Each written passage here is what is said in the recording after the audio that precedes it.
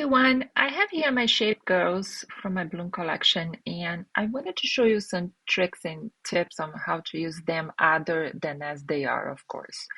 So just I want to show you how you can customize them to whatever you need. So, and to do some very artsy effects with the help of brushes as well. So I have a problem with the recording, so I'm gonna have to voice over here. So what we're gonna get started here is going to selection tool and select the color blue, and you give a command Control J, and then you can see that it creates another layer with the shape. And once you have that, it works pretty much as a shape, so you can clip a color, so you can change the color, and you can as well clip a paper, and that's what I'm going to show. So it's just showing you how you can uh, change many things, like you can change the saturation of the skin. And I'm showing here if you select the color, the hair color, you can give a command Control J and change the color of the hair and change the hair texture, whatever you want. So here you see that I have one of the papers from my mixed boom collection, and I gave her another kind of shirt. So a lot of things that you can do that are customizable. So now I'm going to show you how I create a layout that I wanted to take this girl and kind of grow her hair a little bit with watercolors. So we're going to be using brushes and paper. So I have here one of the watercolor papers from my Bloom collection.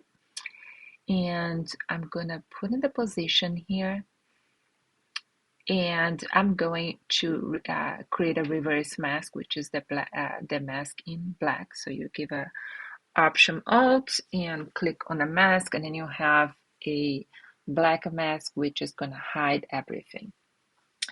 And now that I have that, I actually created as well a copy of the paper layer. So I have two papers there in the selection. So now I'm selecting the hair. I was on the wrong layer. So selection tool, select the hair, create, command Control J, and copy. So you basically copy just what you select, because I selected the hair, and then I have just the hair layer there. So I'm gonna clip here. I'm gonna bump it up a little bit, the saturation of the paper. I want it to be a little stronger and more kind of on the pinkish side. And I'm gonna give a command Control T just to make it smaller so I can see more the blooms of the paper.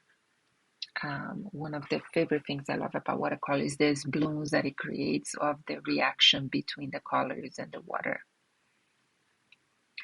And once you have how you want it, then I have my other paper here, and I'm gonna just put in the position that I want. So you just put the paper in the position that you want according to what effect you wanted to create. As I said, I want to make her hair flowy here, not just the way it is. So this is just to show you that you can modify the shape and don't be bound by what I created here. Okay, so I'm gonna do the same thing. I'm gonna increase this time the vibrance a little bit, and again bump it up the saturation. And I'm gonna do the same thing, reverse masking, Option Alt, and mask. Once I have that layer mask reversed, I'm gonna get my water blends brush. The water blend brushes have some stamps, so at first I'm going just basically a stamp there. You can see I have dynamic and I have some watercolor stamps as well. So that's what I'm gonna work here. I'm going to create stamping with white and the black to review. Again, white reviews and black conceals. So always remember that for stamping. So I'm gonna start working to give the, changing brushes. It's very important to keep changing things um, to make that hair flow out of it, right? I don't want the harsh line there.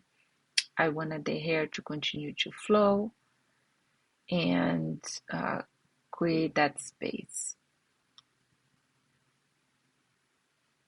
So I'm gonna continue stamping.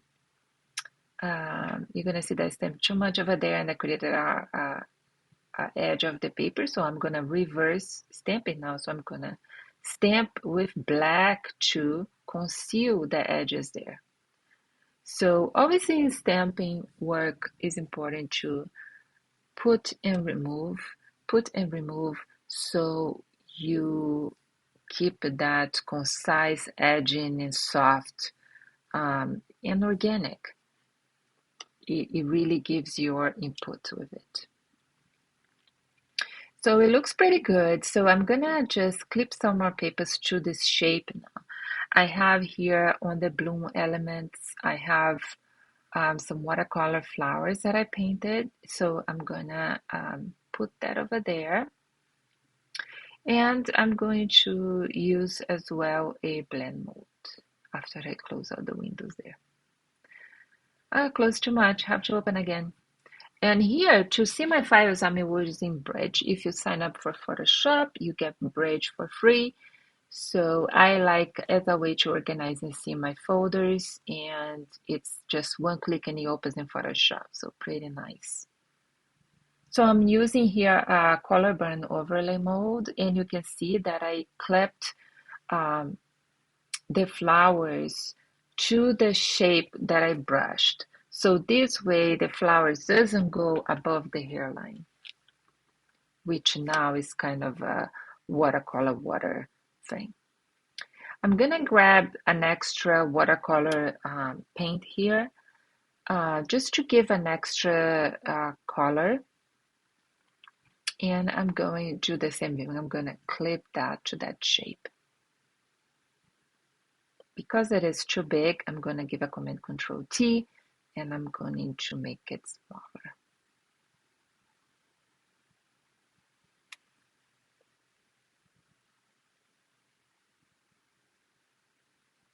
So now it's looking good. The hair, I think it's, looking great. And I'm going to go now to her, shirt.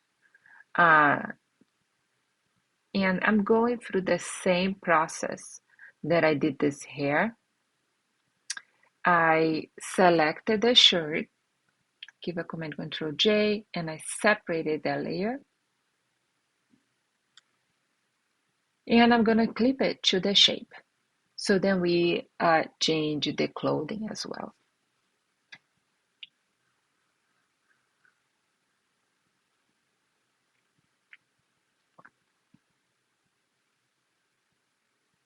As you can see, now her color is watercolor. I duplicated the layer. And I'm going to do exactly the same process that I did with the hair. So I created a reverse mask again. And I'm going this time with my artsy splatter brushes and brush that extra paper around the shirt. So the shirt is going to kind of look as it's flowing.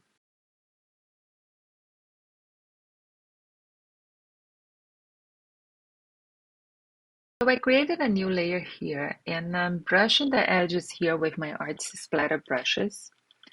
And I'm just creating some marks and paints, and you can certainly leave as it is, but what I'm going to use here is just some styles. And I have here my watercolor brushes, watercolor styles, and try new things to see what I like. And I think I'm gonna choose another color, which I end up, I think, with the purple. If you need a whole video with my watercolor styles, they are a little bit different. I have a file for you, and I have a playlist of my products information. And I'm going to do some dynamic brushes as well on this layer, the same layer. I just want some soft mask in there, and I'm going to use my alcohol ink styles. And I'm putting a mask on this brushing layer, and I'm just going with black and just removing some of the painting, again, creating some more soft areas and uneven areas. As brushwork, we want to create uneven areas as necessary because that's what it keeps organic. And right now I'm going to just finalize with some elements and I will let you just look.